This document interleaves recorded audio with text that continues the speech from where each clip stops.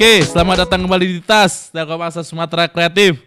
Bintang tamu kita hari ini senior nih, paling senior nih di Telkom Akses Sumatera saat ini, Bapak Subekti.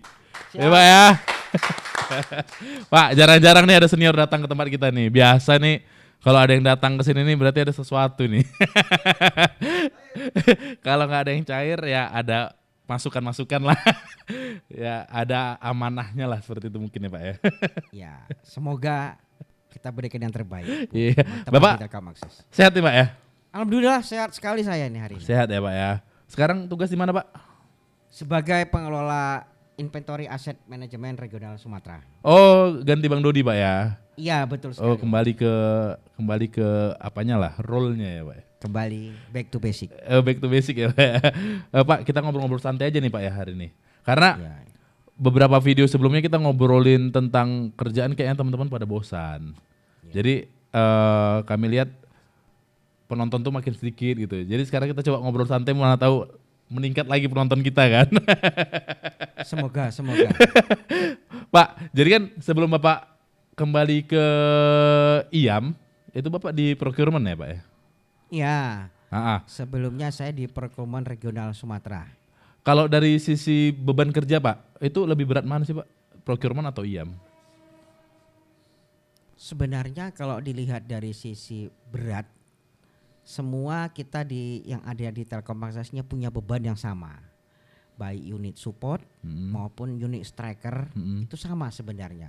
Bagaimana kita memanage aja caranya kita melakukan mengawal pekerjaan itu hingga menjadi habit yang ada di Telkom Akses ini menjadikan role. Jadi sama-sama kita bebannya ya sama, mau di sisi striker, support itu sebenarnya tidak ada masalah. Intinya kita konsisten saja mengawal prosesnya itu. Berarti beban kerja mau di IAM, di procurement, dimanapun sebenarnya tergantung masing-masing kita menyikapi ya Pak ya? Ya, setuju sekali. Kitanya sebenarnya yang mengakomodir diri kita ya kita mau dibuat beban berat ya berat. Tapi kalau kita bebannya ringan ya ringan. Ya intinya tidak powerman, tidak superman, kita tim itu yang membuat kita semakin sinergi semua unit. Itu berarti permainan pikiran dan juga pengelolaan timnya seperti apa gitu ya Pak ya? Betul. Bener ya. Betul Om, betul. Nah kalau menurut Bapak nih saat Bapak di procurement dulu, menurut Bapak procurement itu sebuah unit yang penting nggak sih ada di suatu perusahaan Pak? Kalau di sisi penting semua unit yang ada di Telkom Akses itu semua sangat penting. Makanya ibarat suatu roda, suatu kendaraan ada yang mengakomodir mesin, driver sampai dengan biaya-biayanya itu dari unit finance. Ini semua penting, bukan hanya procurement. Cuma bedanya procurement ini artinya memang sedikit adanya perbedaan karena dia menyangkut eksternal. Hubungan eksternal kemitraan. Jadi memang butuh komunikasi yang baik dengan kemitraan. Ini sebenarnya yang harus sama-sama kita pahamin. Karena semua kita ini di unit Telkom Akses ini memang membutuhkan mitra, baik itu dari proses pengadaan barang, proses pekerjaan, developnya sampai dengan pasang baru, semua ini mungkin 60%-nya atau 70%-nya sisi kemitraan semua. Ya. Jadi kitanya sebenarnya yang butuh sinergi kemitraan ini yang memang harus lebih baik lagi. Jangan terjadi miskomunikasi. Nah ini yang terjadi biasanya hal-hal kecil menjadi besar. Tetapi kalau kita sering berkomunikasi yang baik, sinergi dengan kemitraan yang baik, insya Allah memang tidak ada kendala. Itu yang harus kita sama-sama pahamin. Unit-unit yang ada di bukan hanya procurement, semua yang unit, ada di Telkom Akses ini. Oke, berarti procurement itu lebih kayak jembatan ya Pak ya, antara TA dengan mitra, ya procurement ini jembatannya. Ya, penghubung lah ya, penghubung tali silaturahminya seperti itu ya Pak ya. Iya, betul. Oke, berarti memang karena procurement itu salah satu mata rantainya di Telkom Akses, justru di situ juga harus kuat berarti orang-orangnya ya. Harus yang lugas berbicara juga ke mitra. Ya, harus pintar kita artinya menjadi jembatan, mengkomunikasikan baik karena bisa terjadi miskomunikasi itu yang efeknya sangat fatal. Iya, Karena iya, iya. menyangkut legalnya di situ sebenarnya. Legal suatu perusahaan itu kebanyakan yaitu ya di situ unit procurement itu legalnya. Jadi Ya, harus ya. memang memahamin apa yang bisnis prosesnya harus paham. Dan penyampaikannya juga harus bisa dipahamin oleh teman-teman dari sisi kemitraannya. Ya, ya, ya, ya. Iya. Karena Gitu. disitulah ceritanya kontrak-kontrak itu ya Pak ya. Kontrak-kontrak itu ada di procurement semua ya. Kontrak kita dengan mitra istilahnya gitu. Iya. Kontrak kita semua itu adanya itu di legal. Nah, Di oke, legalnya oke. di procurement-nya. Jadi kita harus bisa memahami isi kontrak itu dan memang semua mitra juga pegang kontrak itu. Jadi sebenarnya saling memahami isi kontrak. Kalau Oke. itu sudah dijalankan dan memahami komunikasinya, insya Allah bisa dibangun kembali atau ditingkatkan. Ini insya Allah juga tidak akan terjadi miss yang selama ini mungkin ada hal-hal yang terjadi. Hanya komunikasinya yang perlu ditingkatkan. Oke, Pak, aku tiba-tiba penasaran nih Pak. Tiba-tiba nih terbersit ya barusan. Bapak tuh di TA dari tahun berapa ya Pak ya? Di TA ya, kalau di Telkom pasti udah lama nih. Di TA-nya dari tahun berapa Pak? Sebenarnya saya ini kalau ceritanya dari TA sudah lama, ya mungkin ya Sumatera ini hanya beberapa orang lagi yang tinggal yang lama-lamanya gitu. Semenjak TA berdiri sesuai dengan ini 12 ya. Itu kita di Sumatera mungkin di bulan Februari ya atau bulan Maret saya lupa. 2013. 2013-nya itu pertama kali dibentuk. Istilahnya untuk mengkondisikan suatu unit itu kan harus ada orang-orangnya. Ya. Ya mungkin dari sisi itunya mungkin ya kita ya, mas saya termasuknya itu ada di posisi Telkom Akses yang saat itu Pertama yang ada di Sumatera mungkin. Oke, berarti Bapak udah dari awal TA Sumatera ya Pak ya kita bilangnya ya. Ya. Termasuk cikal bakalnya nih. Ya. Ya berarti udah berapa jabatan nih Bapak pegang kira-kira Pak? Kalau dari awal ya Pak. Kita ngobrol aja nih dari awal biar kita tahu nih perkembangan seperti apa kan Pak. Kalau jabatan sih itu amanah ya sebenarnya. Ya, Bagaimana kita menerima amanah itu, menjalankan amanah itu tanpa melihat posisi. Yes. Saya juga nggak tahu sebenarnya berapa kali jabatan yang surat keputusan yang saya terima ya. Tapi ya mungkin secara umum saya tuh pernah di operationnya Siantar. Yeah. Kita bareng kemarin Pak. Ya. Kemudian ke operationnya area Rio Daratan Pekanbaru. Pekanbaru ya. Kemudian kembali lagi ke Medan. Ya insya Allah sampai sekarang, tapi ya unitnya berganti-ganti. Terakhir pernah juga memegang PGS atau PGS manajer SS. Di Medan Pak ya. Di Medan. Oke. Merangkap. Jadi merangkapnya itu beberapa kali merangkap ya itulah terjadi. Kita harus siap aja menerima tambahan pekerjaan ya. Intinya sih siap karena memang kita bekerja itu jangan melihat saya harus di sini ya. Kita terima aja, jalani saja prosesnya. Oke. Buat yang muda-muda juga gitu, jangan memilah-milah. Saya harus ini, jangan. Terima aja. Karena itu suatu pembelajaran dari kita tidak tahu, jadi paham. Ternyata ini loh prosesnya teman-teman. Nah, itu. Waktu dari Pekanbaru balik ke Medan tuh kalau nggak salah Bapak jadi manajer IAM langsung ya Pak ya? Tidak. Seingat saya dulu dari Pekanbaru itu tidak ada manajer IAM namanya. Yang namanya manajer support. Oh, berarti mencakup seluruhnya ya. Manajer support. Jadi manajer support itu artinya bisa commerce di situ, finance di situ gitu. Jadi di situ semua tidak ada. Sekarang insya Allah sudah beberapa posisi kan sudah ada si penanggung jawabnya sudah ada. Nah, waktu itu belum ada. Jadi memang dirangkup semuanya, prosesnya support itu semuanya. Jadi tanpa melihat yang penting intinya support ya di situ. Berarti intinya perusahaan kita semakin besar. Ya. Karena kan yang tadinya dari satu manajer support dibagi-bagi jadi beberapa manajer ya Pak ya? Ya kan berarti kan intinya perusahaan kita semakin besar. Perusahaan itu memang harus seperti itu. Ya berarti mudah-mudahan semakin baik ya Pak. Kita doakan bersama supaya Telkom Akses semakin jaya. baik, jaya dan sampai dengan ke depannya semakin makmur. Ya, amin, amin. Karyawannya juga harus makmur. Amin, Pak. Masih boleh bilang amin gak ini ya? Agak takut. Soalnya udah mulai ini kan, Pak, angin-angin politik. Ya, tergantung korelasinya. Oh, iya. Konsepnya harus dulu kan gitu. Iya, Pak. Nah, Bapak tadinya kan dulu sempat di support atau IAM, kemudian ke manajer procurement regional, kemudian balik ke IAM ya, Pak ya? Iya. Nah, ada nggak Pak perubahan paling signifikan tuh Pak antara IAM yang dulu dengan IAM yang sekarang?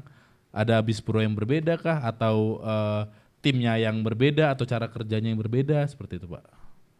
Kalau di posisi saat ini ya sebagai penanggung jawab inventory asset management Sumatera, secara pekerjaan itu sebenarnya sih biasa saja, tidak ada Nggak jauh beda ya Pak ya? Tidak jauh beda. Ya.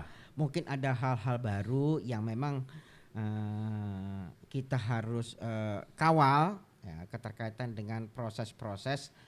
Tapi sebenarnya intinya proses itu konsistensi kita yang sangat diperlukan di sini.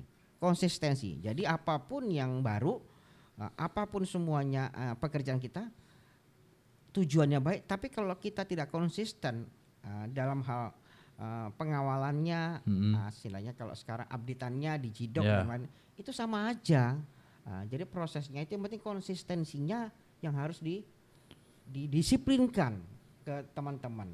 Hanya itu butuh dan saling mengingatkan ke teman-teman karena kita Telkom Access ini kan role-nya kan ada unit ini, unit user. Saling berhubungan ya Pak ya. Saling mengingatkan itu alangkah lebih baik daripada sudah terjadi fraud yang ada nanti di teman-teman. Nah ini kita melihat Sumatera, globalnya lagi Telkom Access Indonesia kan gitu. Ya ini yang harus sama-sama kita pahamin. Tidak boleh berpikir unit, tapi berpikirnya bagaimana Sumatera ini lebih baik lagi dari tahun-tahun sebelumnya. Itu dia. Dari sisi pengelolaan inventory. Iya, makanya unit inventory ini sebenarnya kalau dari sisi bisnisnya itu adalah seperti Indomaret ya. Oh, oke. Dia kan setiap hari itu kan ada Stock stock name ya Pak, benar. Kemudian ada mingguan, ada bulanan. Itu stock name sebenarnya itu. Ya. Nah, tidak boleh mengeluarkan material secara manual. Ini hitung. Nah, jika ada terjadi berarti petugas gudang itu yang harus bertanggung jawab mengganti material yang hilang di situ. Ya. Artinya kita melihat begini, inventory ini jika melihat ke belakang sebelumnya itu jadikan pengalaman di kita. Harusnya jadi pengalaman. Beberapa hal terjadi fraud di inventory. Itu jadikan pengalaman sebenarnya. Jangan terulang lagi sistem pengolahan itu di Sumatera. Pengolahan itu artinya kita sampaikan ini nih yang bisa terjadi fraud. Ini bisa. Jadi diingatkan itu bukan kita merasa marah, bukan. Tapi ini untuk tujuan terbaik. Karena fraud itu adalah sekecil apapun fraud yang muncul itu bisa menjadi besar. Ya. Dan dibiarkan kita menjadi besar, artinya jadi habit, kebiasaan. Oh, ini nggak apa-apa loh, ini nggak apa-apa loh.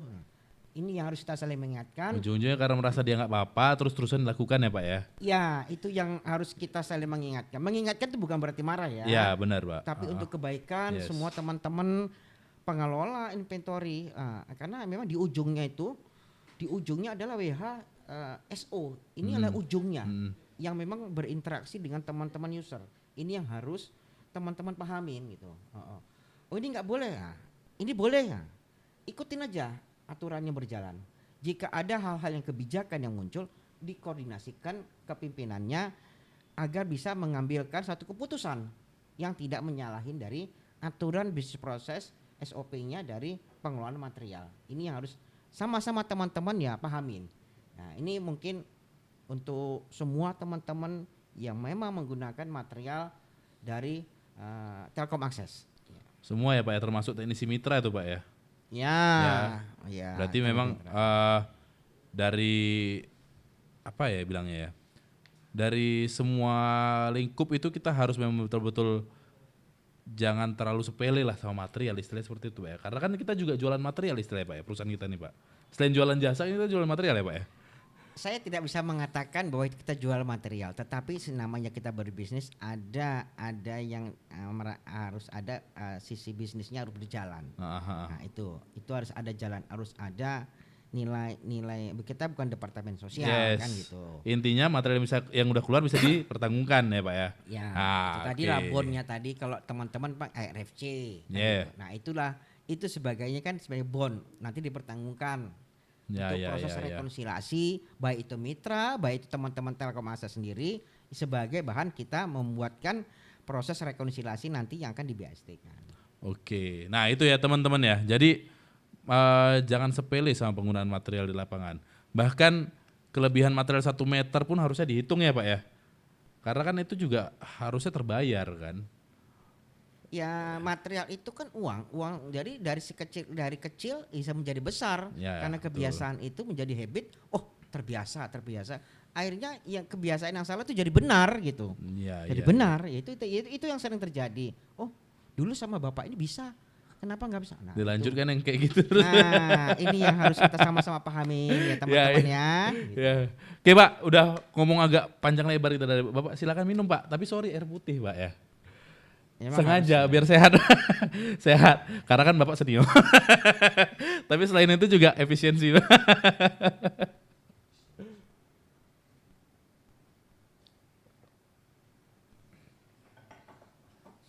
Oke, Pak. Bapak kan udah lama ya tadi kita ngobrol kerja di Telkom Akses Pak ya. Aku ngelihat dari ini ya, dari teman-teman yang baru-baru lah kita bilang ya. Mereka baru 2 tahun, 3 tahun terus merasa bosan, jenuh nah gitu. Bapak ada nggak sih rasa jenuh Pak bekerja di Telkom Akses ini Pak?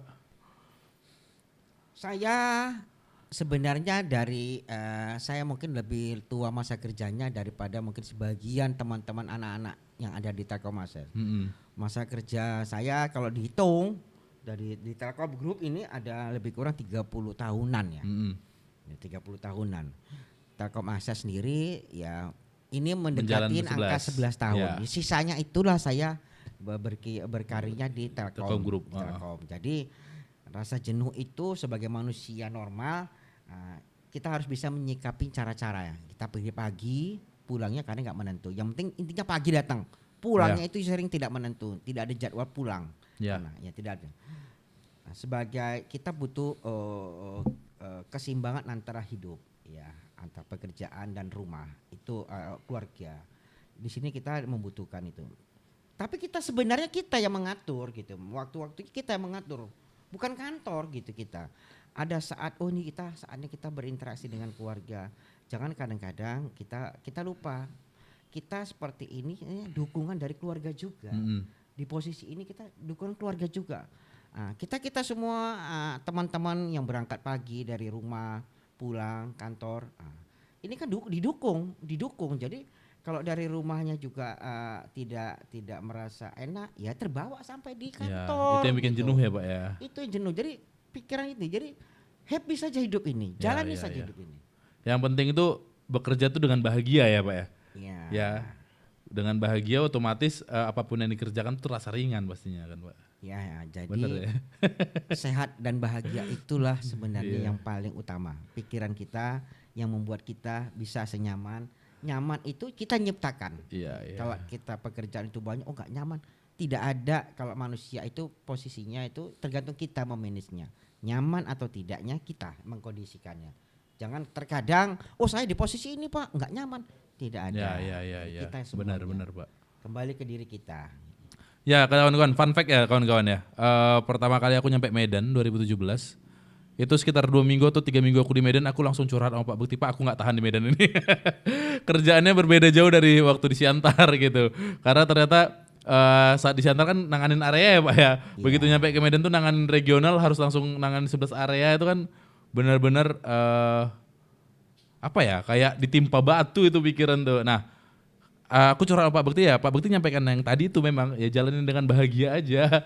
Jangan terlalu terbebani lah, istilah seperti itu ya Pak ya. Ya, dimulai dari hal-hal kecil bisa kita jalanin, kita mencoba tuh hal-hal besar. Karena kesuksesan itu memang dimulai di kecil-kecil dulu. Ya. Hingga menjadi Betul, sukses Pak. sebesar ini. Badannya pun sukses. Badannya ini yang besar. Iya. Oke, Pak, Bapak kan udah lama ya di Telkom ya, kita bilang ya, di Telkom Group lah, di Telkom dan TA. Otomatis kan berarti kan relasi Bapak tuh udah luas. Ya Pak ya. Nah, boleh nggak Pak kasih kami masukan nih Pak? Kira-kira pentingnya relasi di dunia kerja saat ini itu apa sih Pak? Kalau kita bercerita tentang relasi, relasi itu sebenarnya diciptakan saat kita mulai tumbuh. Dimulai itu bukan saat mulai bekerja saja. Diawali oleh kita rata-rata dari sekolah menengah, baik itu rata-rata dari SMU atau SMK yang sekarang itu dari bangku kuliah, itu adalah awal mulainya kita menciptakan relasi. Relasi itu di situ. Nah, itu berkembang sampai dengan masuk ke dunia kerja. Dunia kerja ini kan berbeda-beda juga relasinya, artinya karena ini dunia kerjanya yang memang kita kemitraan, ya bagaimana kita membuat relasi itu, kita berbisnis itu. Relasi itu kan dalam tanda petik bukan hanya relasi dunia, tapi relasi hati juga. Ya. Hati adalah ke atas. Kita makhluk ciptaan siapa? Tuhan. Itu jangan dilupakan relasi itu. Nah, itu ciptaan Tuhan, berarti kita jangan lupakan. Kita harus ingat bahwa kita relasi, kita berhubungan baik. Jangan melupakan. Begitu juga dengan kehidupan. Kehidupan artinya dunia yang sekarang ini kita memang Telkom Akses ini banyak sekali yang berhubungan kemitraan. Ciptakan relasi itu, take and give artinya bukan dalam pikiran kita harus yang positif. Ya, positif. Jadi relasi itu komunikasinya itu siapapun itu bisa relasi. Baik itu penjahat, baik itu orang tidak baik, baik orang sebaik apapun itu relasi. Jangan berpikirnya, oh saya harus berteman dengan orang-orang yang baik. Itu memang benar, kita harus berteman dengan orang baik. Tapi kalau ada yang tidak baik, apakah kita singkir? Tidak. Kita berteman itu tujuannya bagaimana mengingatkan dia menjadi baik. Itu tujuannya. Mengingatkan itu salah satu relasi. Berteman itu Pak harus dengan orang baik. Ya. Kan tidak harus. Betul Pak. Bisa juga dengan orang yang tidak baik. Niatnya kita bagaimana dia menjadi orang baik. Itu yang relasi yang sebenarnya. Berarti intinya relasi itu bukan berarti selama kita butuh ya Pak ya. Iya. Saat orang lain butuh kita juga itu termasuk relasi gitu ya Pak. Betul sekali. Oke. Iya. Nah berarti dari usia sejak dini lah istilahnya seperti itu, ada baiknya kita mulai membangun relasi dengan berbagai golongan. Ya benar ya Pak ya. Ya, jadi relasi itu tetangga juga relasi sebenarnya. Ya. Dari kehidupan sosial itu perlu dibangun.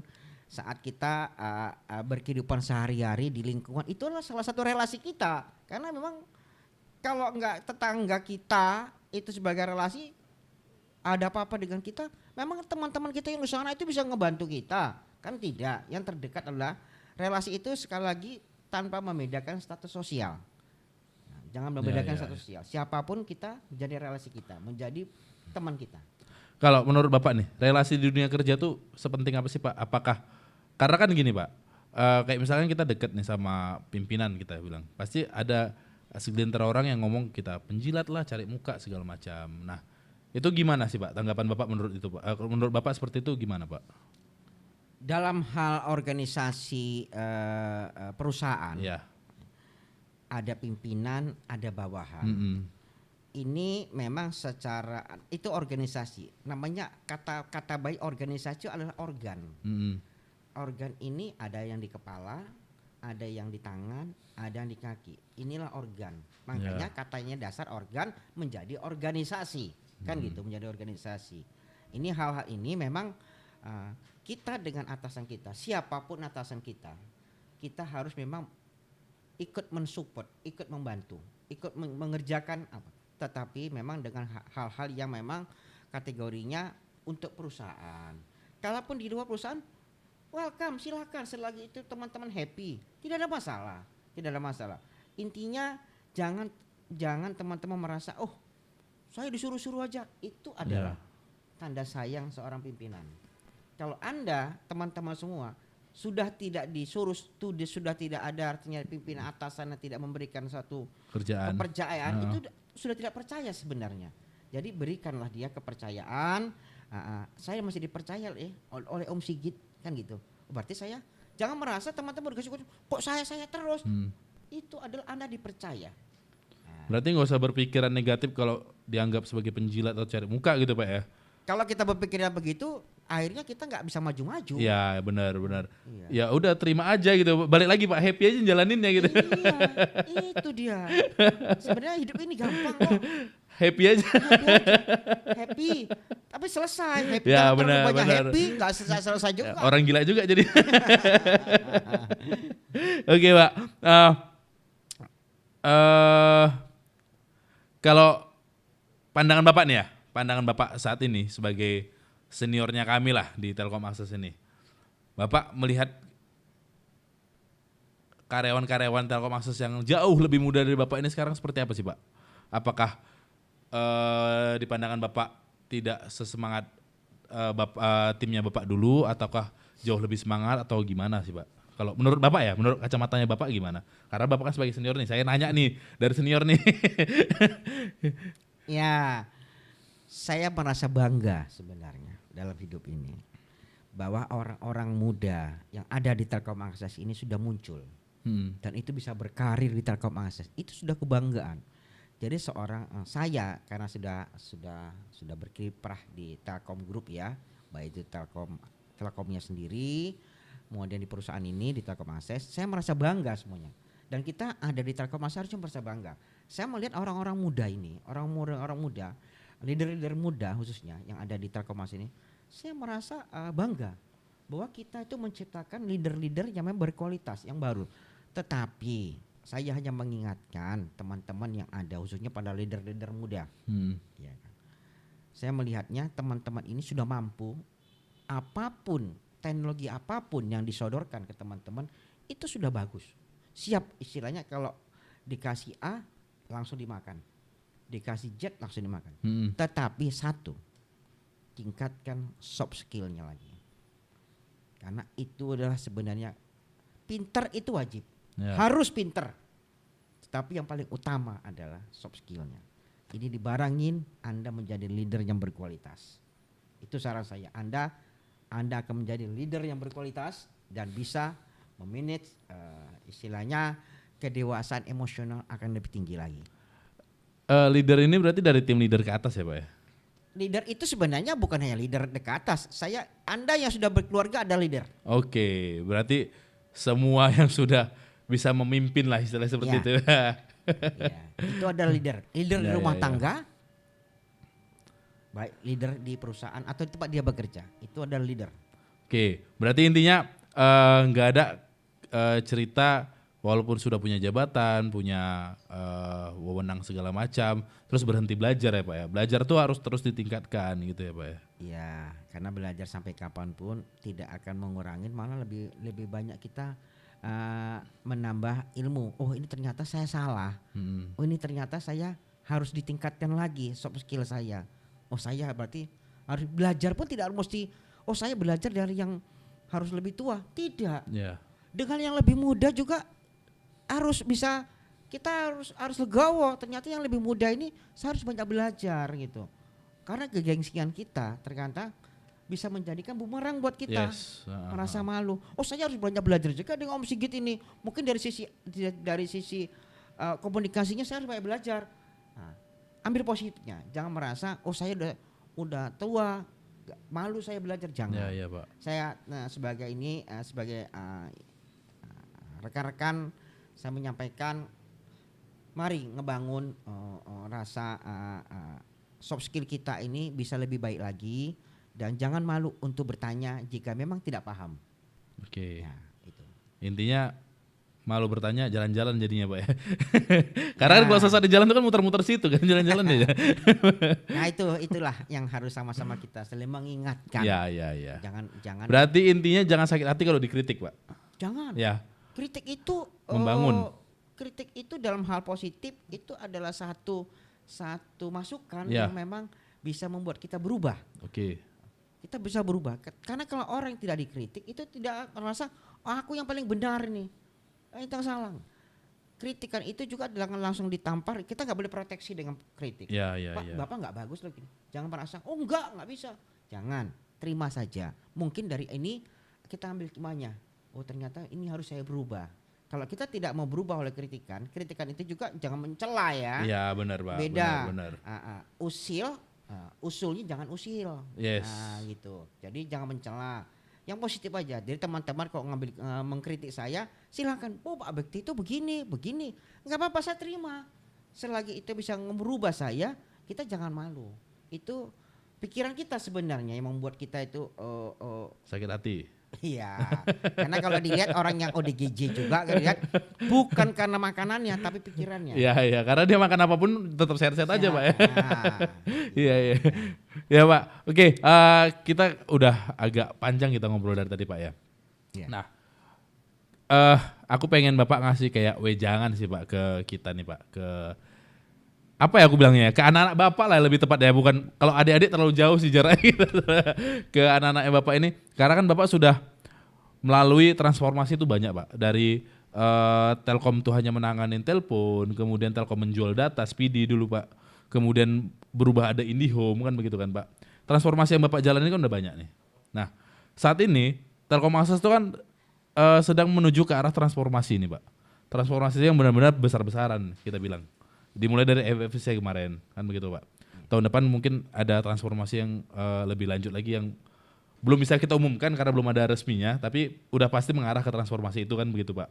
Nah, ada nggak nih, Pak, wejangan dari Bapak supaya kami anak-anak Bapak ini bisa bertahan lah atau mau bertahan menghadapi perubahan di Telkom Akses, Pak. Karena aku lihat trennya saat ini ya, Pak ya, di Sumatera nggak siap untuk menghadapi perubahan, ujung-ujungnya resign. Nah, irisan ini kan dampaknya kita ke performansi itu langsung turun ya, Pak ya. Karena kan kita jadi kekurangan orang kan begitu ya. Nah, kira-kira ada nggak nih, Pak, wejangan dari Bapak gimana supaya kami ini bisa bertahan menghadapi perubahan, supaya apalah ya, kita bisa dapat positifnya bahwa perubahan itu memang menuju ke kebaikan bersama, seperti itu sih, Pak. ya kalau saat ini memang isunya begini begitu. Tapi ya teman-teman semua harus pahamin ya. Telkom Group atau Telkom dalam hal holdingnya Telkom, perubahan itu pasti. Ya, Baik dalam kehidupan kita dari bayi, menjadi anak-anak, remaja, dewasa hingga orang tua. ya. Itu adalah suatu perubahan. Nah, itu pasti. Iya, Pak, benar. Begitu juga dengan Telkom perubahan. Ada yang memang di perubahan itu ada yang merasa dengan perubahan ini aku jadi lebih baik. Pak, dengan perubahan ini aku nggak lebih baik. Jangan berpikirnya begitu. Tetap ada itu efeknya dari suatu perubahan. Tapi bagaimana cara menyikapinya kita dengan perubahan. Intinya perusahaan melakukan perubahan itu pastilah akan lebih baik. Jadi teman-teman yang seleksi alam yang menentukan sebenarnya. Seleksi alam. Teman-teman di Telkom Akses ini nanti yang membuat kita berubah, bertahan atau tidaknya itu hanya proses seleksi alam. Seleksi alam yang membuat Anda bisa bertahan di Telkom Akses. Karena perusahaan ini adalah melakukan perubahan itu untuk yang jelas lebih baik dari yang sekarang. Ya. Tidak ada perubahan yang menjadi tidak baik. Karena bapak-bapak kita sudah memikirkan seperti itu. Para direktur, bapak pemegang saham sudah memikirkan kelanjutan perusahaan ini seperti apa. Kita tinggal mengikuti arahan yang memang kita harus jalankan dari perubahan itu. Mindset kita berubah itu Pasti lebih baik. Lebih baik lagi harapan kita. Tuh. Karena intinya nggak mungkin juga para pemegang saham dan direktur tuh mau merubah perusahaan tuh malah menjelekkan kualitas ya, Pak ya. Itu kan justru merugikan kan. Ya benar ya, Pak ya. Ya, jadi positif saja teman-teman. Mudah-mudahan dengan perubahan-perubahan yang memang diisukan sekarang ini begini begitu, jalani saja nih teman-teman ya. Jalani, ikutin saja perubahan. Satu kuncinya mungkin ya, teman-teman itu ya mau belajar dengan perubahan. Jadikan pengalaman itu menjadikan ilmu buat teman-teman supaya teman-teman juga dulu saya begini loh, dengan perubahan ini saya begini. Mudah-mudahan teman-teman bisa memberikan yang terbaik dengan perubahan ini dan mau menerima perubahan ini. Kalau memang tidak mampu ya seleksi alam yang menentukan. Iya, Pak, ya benar. Kekuatan Anda lah yang menentukan bagaimana Anda bisa bertahan di perusahaan ini. Karena Bapak ngomongin seleksi alam aku jadi ingat kayaknya mudah-mudahan aku benar sih. Charles Darwin, Pak. Charles Darwin itu kan bapak evolusioner ya, Pak ya. Bapak yang penemu yang menyatakan evolusi yang pertama kali ya, Pak ya. Ya. Dia punya satu kalimat, aku mudah-mudahan benar ya. Individu yang tidak mau menghadapi perubahan atau tidak mau beradaptasi dengan perubahan, dia akan menghadapi kepunahan. Karena dia melihat trennya burung dodo, burung kiwi segala macam di pantai selatan Amerika. Jadi nggak mampu menghadapi perubahan iklim, ya itu burung tuh mati kan gitu. Nah yang mampu ya dia beradaptasi dan berubah menjadi lebih baik, menjadi ya lebih bagus lah transformasinya kan gitu kan Pak. Berarti intinya karyawan kita ini kalau memang dia pengen menjadi jauh lebih baik ya harus siap menghadapi perubahan. Benar ya Pak ya? Itu harus. Harus Pak ya. Harus. Salah satunya nggak takut untuk dimutasi. Anda waktu saat bekerja kan menandatanganin kan isi kontrak kan. Iya. Apapun itu, mau jadi aparatur sipil itu ada kontraknya, Iya. bersedia ditempatkan Di mana saja. Ya mungkin ada takut, tapi di Medan Pak, tapi di Lampung Pak gitu. Ya itu. Tapi itu nggak usah menjadi. Yang penting intinya bagaimana kita bisa bekerja dengan kualitas kita, tunjukkan kualitas. Kalau Anda punya kualitas, insya Allah Anda akan lebih diperhatikan lagi. Benar.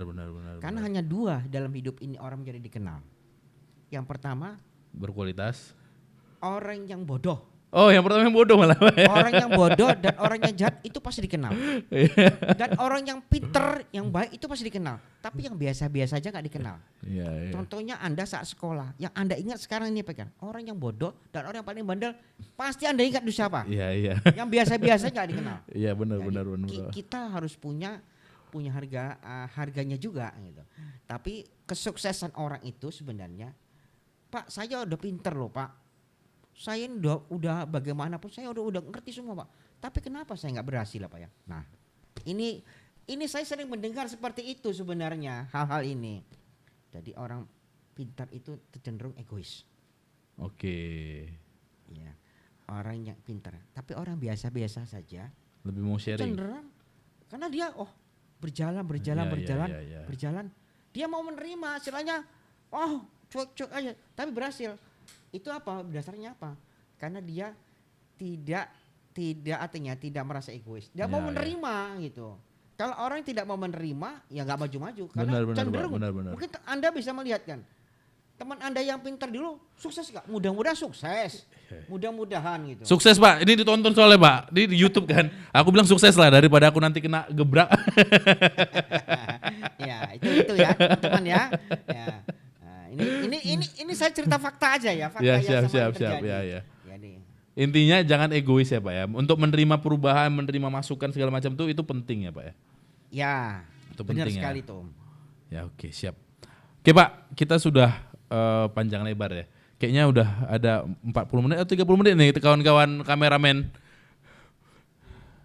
30. Sudah panjang lebar nih kita ngobrol. Nggak terasa memang Pak. Kalau ngobrol-ngobrol kayak gini nggak terasa Pak. Yang paling nggak terasa kemarin soal ngobrolin duit. Karena memang kalau itu kan memang sensitif ya Pak ya.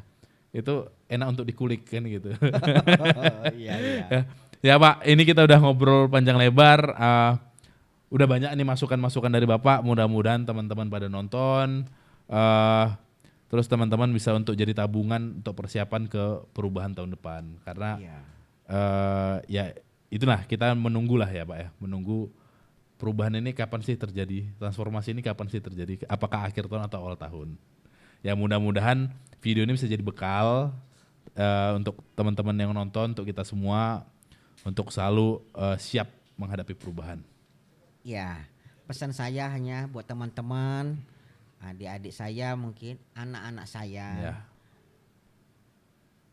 nikmatin di Telkom Akses, jalanin aja walaupun dengan take home pay yang terbatas, syukurin supaya mendapat keberkahan semuanya, itu saja, jalanin, nikmatin, bersyukur ya Pak ya. Insya Allah Anda bisa tegar dan saya bisa berkontribusi dengan baik di perusahaan ini. Amin. Oke, terima kasih banyak Pak Bek.